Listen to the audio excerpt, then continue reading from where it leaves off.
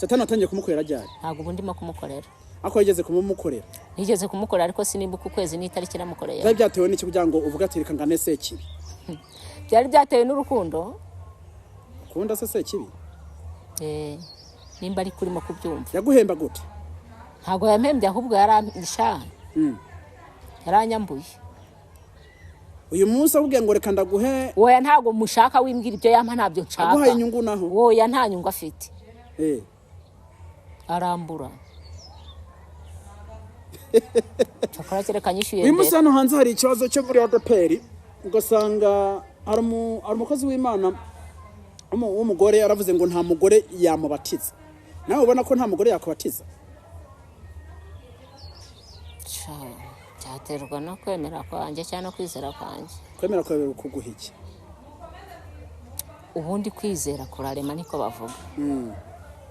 Ubwo rero kuvuga ngo nta mugore wambatiza icyo gihe nabandi mo gusenga umwana w'umuntu. Ntabwo nansenga Imana. Wo bita Pastor Mutesi uramuzi? No. Pastor Mignone. Uzabaye pastor baba bagore? Ntabwo nzi. Uvugisha ukuri? Nta n'umwe nzi. Uretse n'abagore se ubambaza abagabo nk'abakubwira kireka Yongwe. Pastor Yongwe nawe yari bishop. Ariko yabaye bishop umuzi ari pastor. Niwe wambaza wenyine. Ese ko tugendere kuri Yongwe basi wewe kwera ruzi. Yongwe abona akoresha inzira za Kristo cyane nawe hari inzira ziwe yicira kugira ngo abaturage nabazi banyuzemo. Izihe se nk'izihe? Ndakwaza wo muzi je ntawe nzi. We yakoreraga Imana kandi n'inzira yanyuraga mu zari zanyazo. Ahubwo wowe ndo hari izindi nzira waba utekereza. Nakubaza uko abakozi b'Imana mwino mise ngo baragenda bashuka abantu. Gasanga ni Yongwe nta muntu yashutse. Nta muntu yashutse.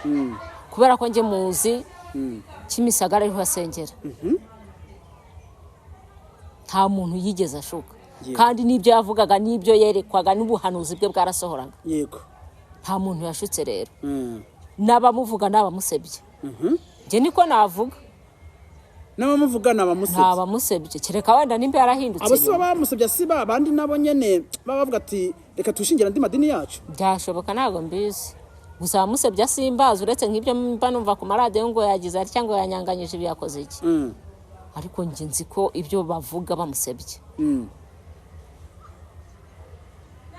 Cyane pe. Wigeze kugirwa amahirwe yo kugenda gusengera kwa Pastor Yongwe se? Rimwe si kabiri si ukwezi kumwe si nabiri. Nahasengeye igihe kinini. Ari ubuhanuzi bwe bwarasohoraga. Kandi na nizi sana imba gisenga burasohora. Ari nibyo yavugaga byabaga ari by'ukuri. Ingube banuzi yaba yaravuze abo bikibuka mu mutima wawe. Nta muntu ujye uvuga ubuhanuzi umukozi w'Imana yavuze ku musozi. Wenda gusa ngiye ikintu nzi ni umuntu w'umugabo.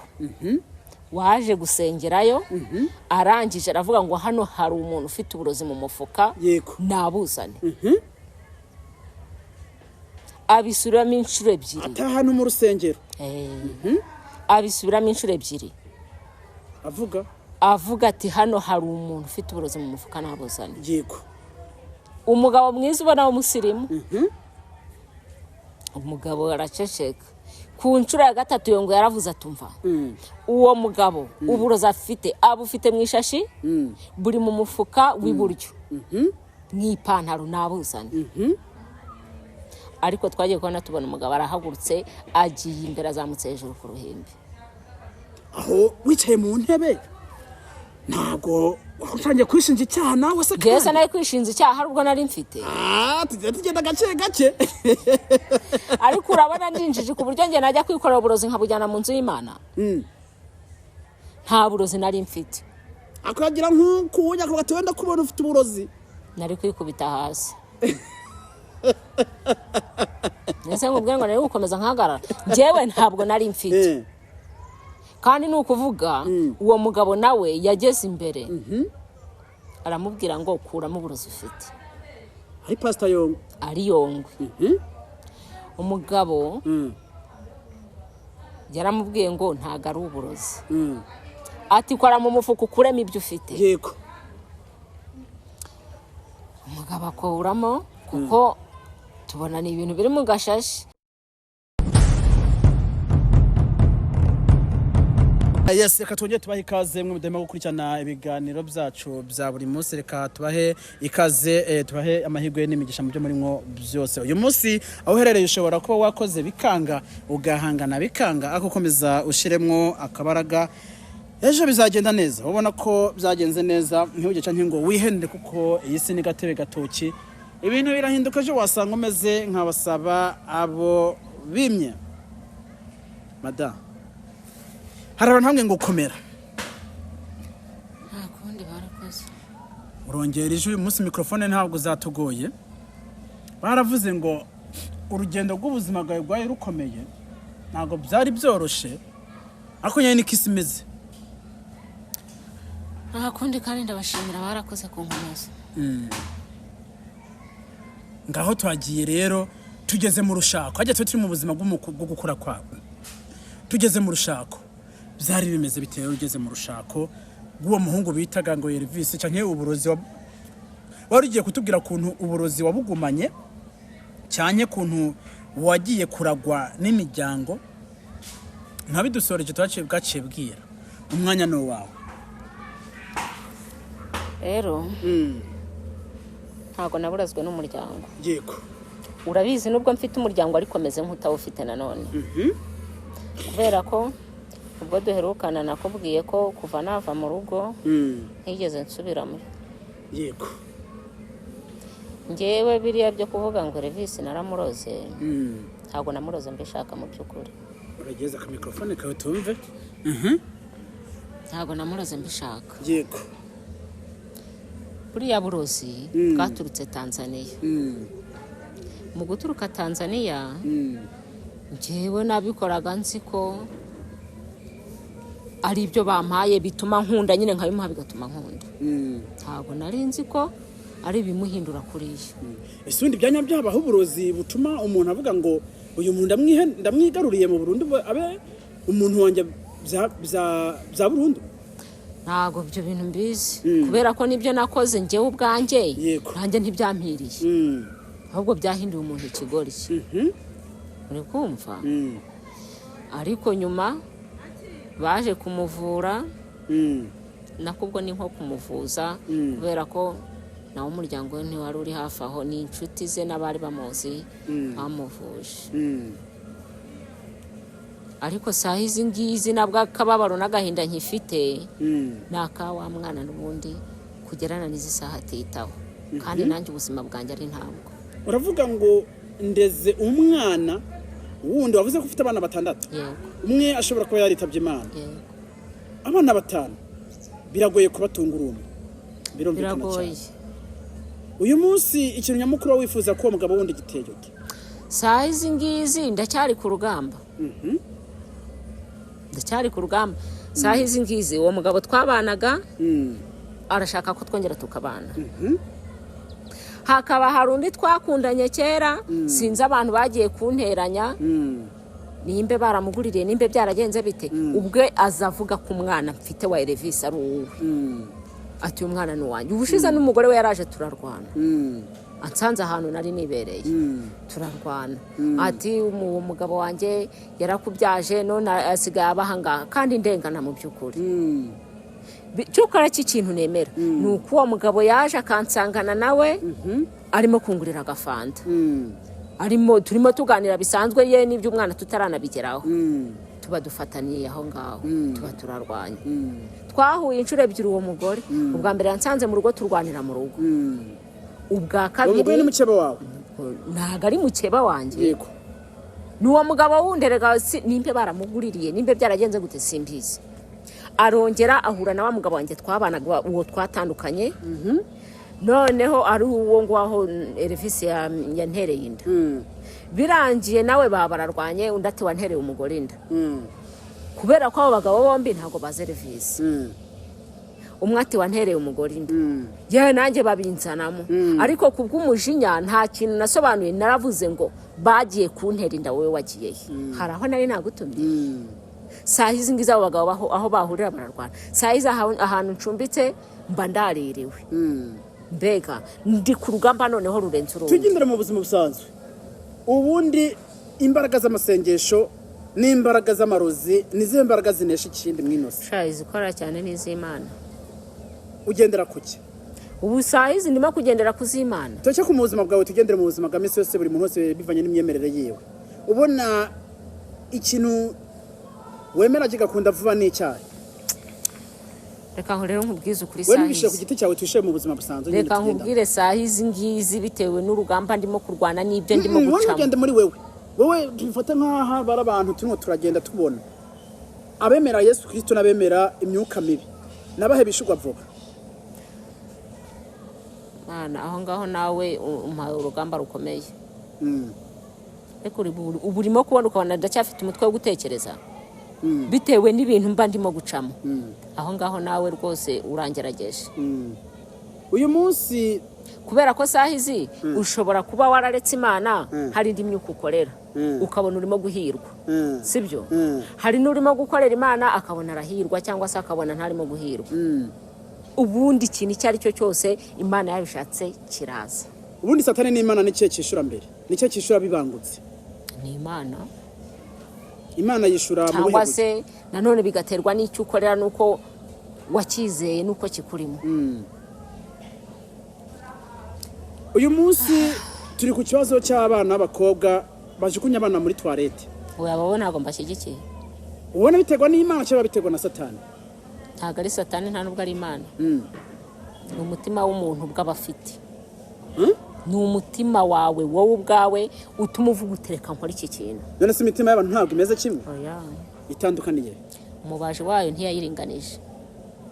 se n'imibazwanya Umubaji wayo ntabwo yayiringanije. Niyo mpamvu rero bitameze kimwe.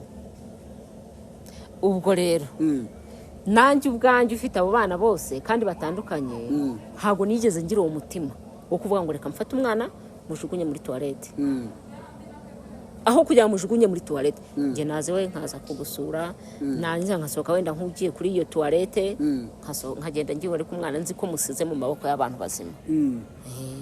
Ako no musara abavyeyi bihakana abana babo kandi barababyaye Ariko barabihakana ariko menya biterwa hari n'abana cyane imitima y'abo babyeyi ntago mbizi. Ako iyo umwana amaze gutera imbere abavyeyi batangira kuvuga ngo iki Erega ntago mbizi jewe batangira kuvuga ngo uriya mwana n'uwanje uriya mwana n'uwanje banze unyumva. Ibyo bikunda gukora abagabo. Umugabo yihakana umwana ariko iyo umwana amaje gutera imbere yarakuze aratangira turiya mwana n'uwanje kandi kare kose yaramwihakanye. Ariko nta mubyeyi w'umumama ujye upfa kwihakana umwana. Wowe se mu mzaro zawe hari umugabo yaba yarigeze kwihakana umwana wawe n'umwe Nese Revisi yaramwemeye yamwemeraga umunsi aje akamahakana wagira ngo nawe yarafite imukoreramo. Revisi niko tawutuzi wazaduha nimero zo tukazamuvugisha Sha ntago mu muzi nta nubwo yabitaba. Anabitabye akumva ngo nabanyamakuru akumva ngo nibiki. Sha yahita bakupaka na boroka. Ntago yapfa kubitaba rwose. Niye mpamvu ubona abana bakiri bato cyane cyane abana b'abahungu abumva ko bajyamana n'abakecuru batajyamana n'abakobwa bangana. Ubwo ni satani yabahagurukiye. Ubona bino bintu twabimanaginga gute cyangwa bino bintu byarangira gute mwino se dutuyemo no gusenga. Amasengesho ibintu byose bimarwa n'amasengesho. Nose ubushatse kumbwira ko wajya kuvuza umwana ngo yajye gusambana n'incura ntabwo ibyo bibaho. Ni ukumusengera. Ahanini kandi hari ukuntu abasore musigaye muvuga muti nindyamana n'uriya mugore nkamutera inda afite urugo ntazankurikirana ariko nintera umwana w'umukobwa inda ndaba ndutanze azanyirukaho paka. Uriya mugore ntago azatinyuka kubwira umugabo we ko ndamuteye inda nta nundi azabibwira azamurera murerane n'abandi. Ni icyaha nini mugenderaho. Ese ubona gukora ubukwe ari byiza cyangwa atari byiza? Oya ni byiza. Ntago ari ubwibone se? Oya ni byiza kubera ko niyo ugenzuye ukareba usanga umuhungu wishingiye ukocoye ahomba byinshi. Ubukwe ubufata gute? Urabwira ngo usesengura ubukwe bufata nk'umugisha no ese nkubwira ngo mbufata gute? Njye mbona ubukwe ari ubwibone. Oya pe mbona ubukwe ari ukuvuga ngo amafaranga yabaye menshi reka ngende gukora ubukwe. Oya ni nk'umugisha kubera ko uhabwa umugisha n'ababyeyi bose. Ese ababyeyi ntago babahamagara mu rugo mugakora baguha umugisha gute mu rugo? Na padiri se wamuhamagara? Padiri yasi imigenzo se? Sawa da. ariya mazi y'umugisha noneho urayapenga. nje padiri simwemera.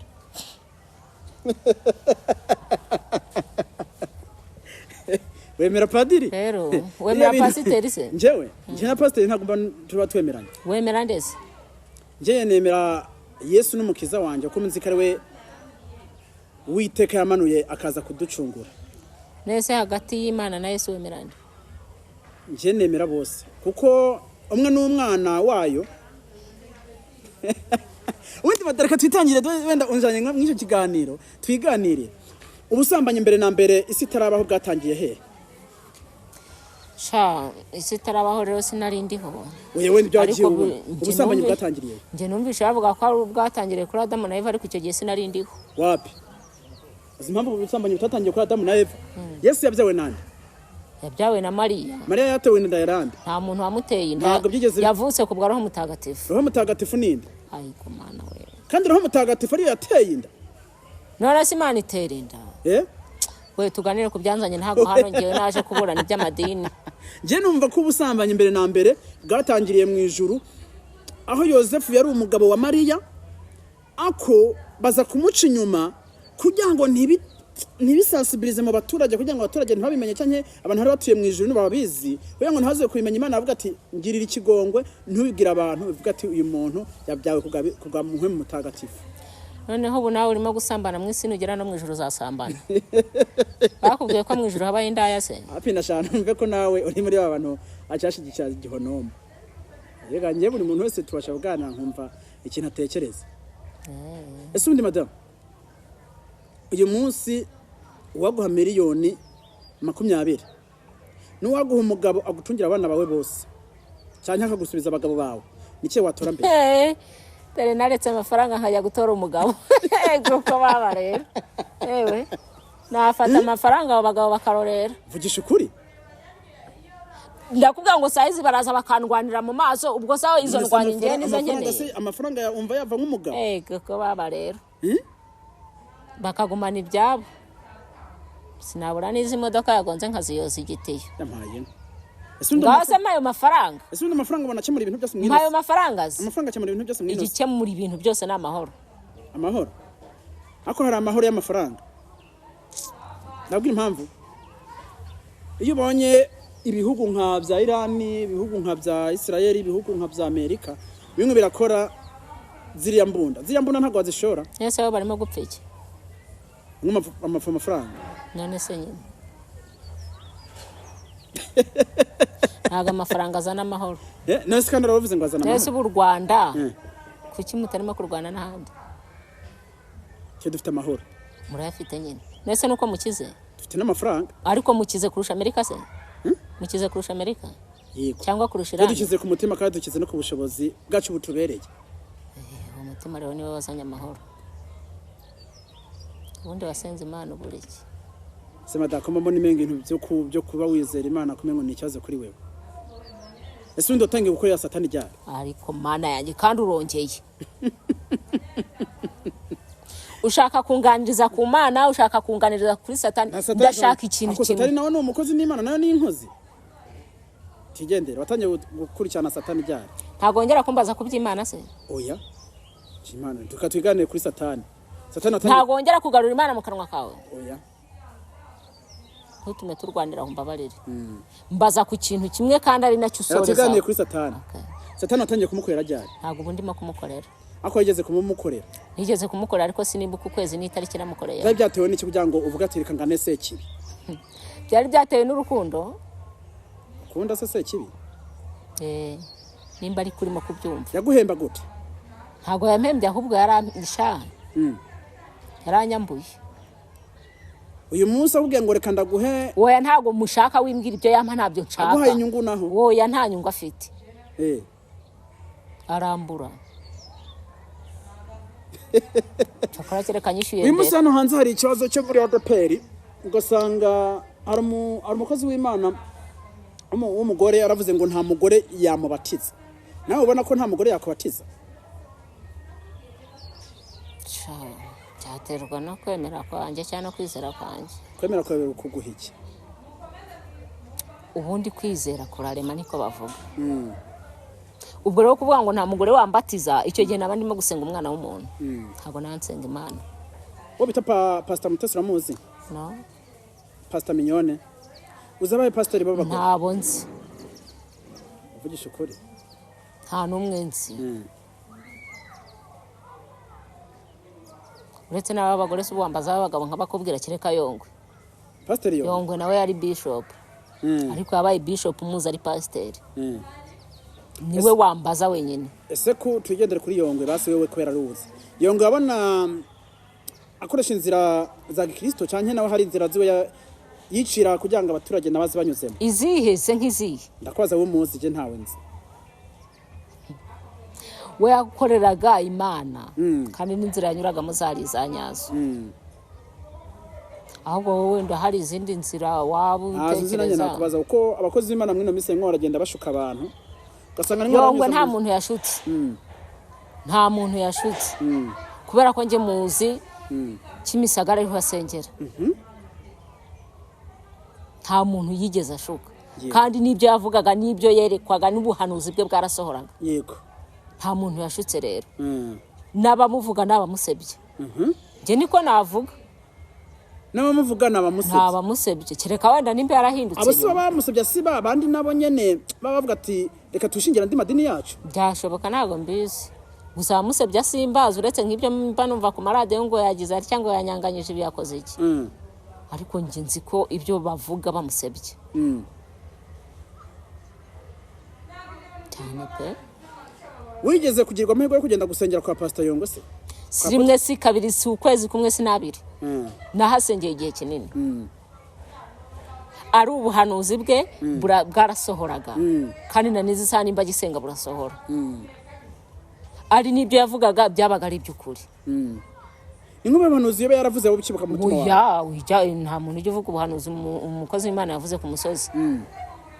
Wenda gusa njye ikintu nzi ni umuntu w'umugabo. Waje gusengerayo arangije aravuga ngo hano hari umuntu ufite uburozi mu mufuka nabuzane. Abisubiramo inshuro ebyiri. Atahano mu rusengero. Abisubiramo inshuro ebyiri. Avuga ati hano hari umuntu ufite uburozi mu mufuka nabuzane. Yego. Umugabo mwiza ubona w'umusirimu. Umugabo araceceka. Ku nshuro ya gatatu Yongwe yaravuze atumva.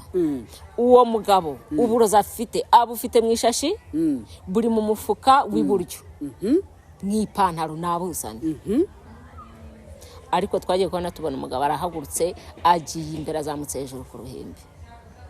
Aho wicaye mu ntebe ntabwo utangiye kwishinja icyaha nawe se. Yesa naye kwishinja icyaha hari ubwo nari mfite. Tugenda gake. Ariko urabona ndinjije ku buryo nge najya kwikorera uburozi nkabujyana mu nzu y'Imana. Nta burozi nari mfite. Akagira nk'ukunya ko gatwenda kubona ufite uburozi. Nari kwikubita hasi. Nese ngubwe ngo nari gukomeza nkahagarara. Njyewe ntabwo nari mfite. Kandi nukuvuga uwo mugabo nawe yageze imbere. Aramubwira ngo kuramo uburozi ufite. Ari Pastor Yongwe. Ari Yongwe. Umugabo yaramubwiye ngo ntago ari uburozi. Ati kora mu mufuka ukuremo ibyo ufite. Yego. Umugabo akuramo kuko tubona ni ibintu biri mu gashashi. Na akantu kagafu ubona nyine ni imiti. Barangije baramubaza bati ubu burozi wari ubujyanye hehe. Ati kandi wabuzanye hano uje kureba ko Imana yahangaha ikora. Yego. Undi yaravuze ngo si uburozi. Nge maze igihe ncuruza mpomba.